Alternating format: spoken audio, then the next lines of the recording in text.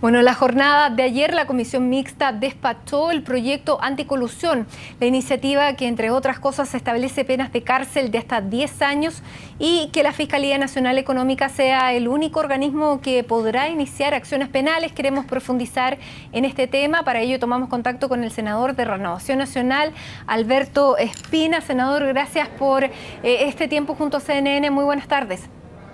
Hola Matilde, buenas tardes. Encantado de conversar contigo. Senador, usted fue uno de los dos miembros de esta comisión mixta que votó en contra. ¿Por qué?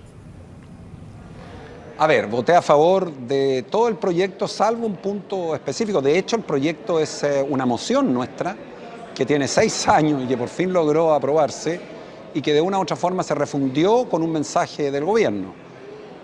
Voy a partir por qué voté en contra de un artículo particular, que es el que estaba en la comisión mixta, porque a mí no me parece que si el Tribunal de la Libre Competencia ha declarado que se produce un caso de colusión, es decir, que 2 o más empresas se han puesto de acuerdo para alterar maliciosamente los precios de los productos en perjuicio de los consumidores, si eso ya ha sido establecido como un hecho real, no se permita al Ministerio Público poder de oficio iniciar las acciones penales correspondientes y solo se le haya entregado el monopolio de la acción a la Fiscalía Nacional Económica. Me parece que no correspondía, lo expresé y tengo ese convencimiento. Senador, es que este punto es bien importante porque está en línea con lo que dice precisamente el fiscal nacional Jorge Abot, y es la preocupación que existía dentro del Ministerio Público, porque con esto puede ocurrir exactamente lo mismo que con el Servicio de Impuestos Internos y que recaiga solamente en una persona que además es nombrada por el presidente de la República de turno y que tiene que tener algunos criterios que pueden llegar a ser bastante, digamos, podemos decir que no se fijan con un criterio único, sino que van, digamos, a lo que él crea conveniente. ¿Qué peligro representa esto finalmente? A ver, es distinta la situación en el caso de la colusión que el caso de impuesto interno. En este caso estamos frente a un fallo de un tribunal. En este caso hay un tribunal que ha dicho que efectivamente, que el Tribunal de la Libre Competencia. Quisiera explicar cómo opera el sistema. El sistema opera a través de la Fiscalía Nacional Económica, que recaba antecedentes e investiga y que finalmente hace una acción ante un tribunal que se llama el Tribunal de la Libre Competencia y le dice, mire, este grupo de empresas o 2 empresas han cometido el delito de colusión. Investiga y posteriormente el Tribunal de la Libre Competencia hace un fallo.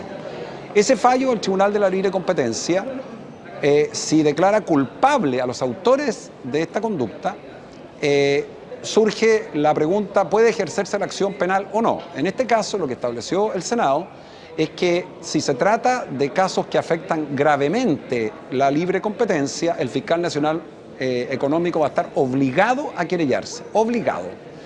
En segundo lugar, si no lo afecta, entonces él resuelve si se puede actuar, digamos, más que querellar, si puede iniciar la acción penal para lograr aplicarle penas de cárcel.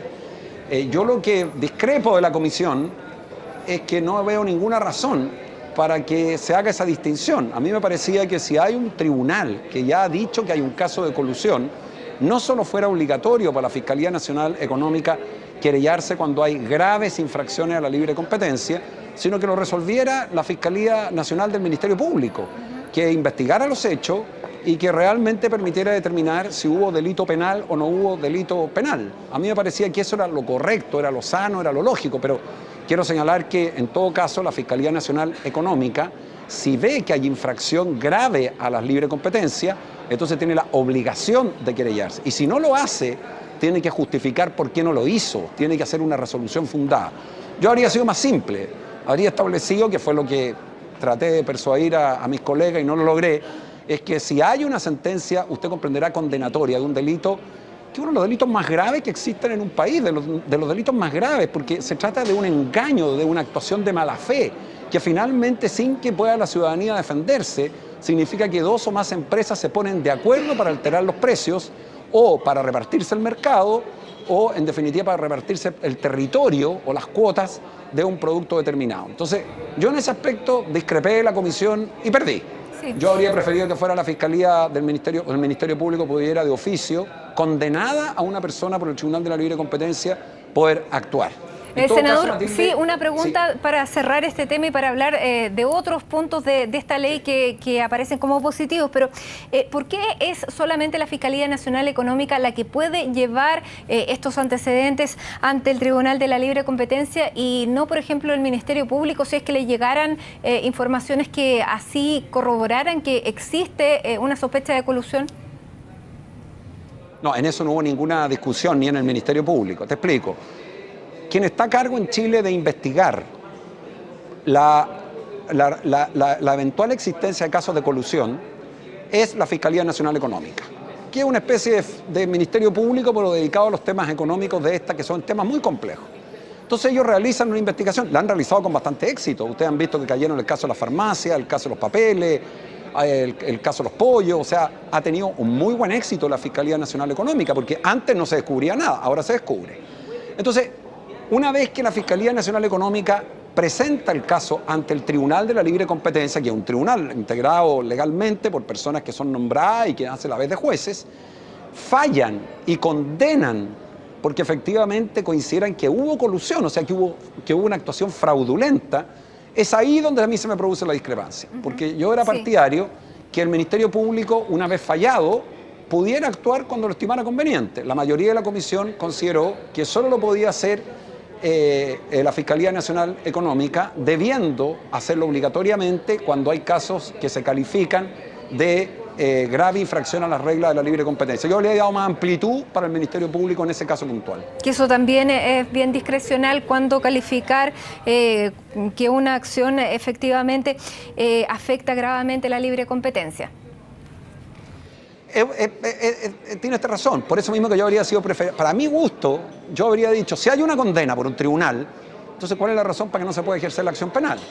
Ahora, eso se resolvió, se vota mañana en el Senado, yo no sé cómo va a votar el Senado y la Cámara de Diputados, son puntos de vista distintos, yo tengo mi punto de vista en eso y por eso voté en contra de ese artículo. Ahora, esta es una ley extraordinariamente dura en las otras materias, yo creo que es bueno que los telespectadores lo sepan, desde luego, sí. No, sí, y también dejar en claro que solamente se puede votar con un todo a favor o en contra, que no se pueden establecer modificaciones. Pero hablemos también de los otros puntos porque es importante conocer que efectivamente ahora sí va a haber sanción de cárcel y también aclarar el punto de qué es lo que pasa con la delación, que es uno de los incentivos que tiene la Fiscalía para poder, pesquisar este tipo de delitos. A ver, la sanción de cárcel va de 3 años y 1 día a 10. Pero además tiene que estar a lo menos 1 año en la cárcel efectiva quien es condenado penalmente por este delito. Pero además se establece una multa que es un 30% del total de las ventas, no de las utilidades, del total de las ventas que la empresa haya hecho respecto del producto que ha sido objeto de esta acción fraudulenta de colusión.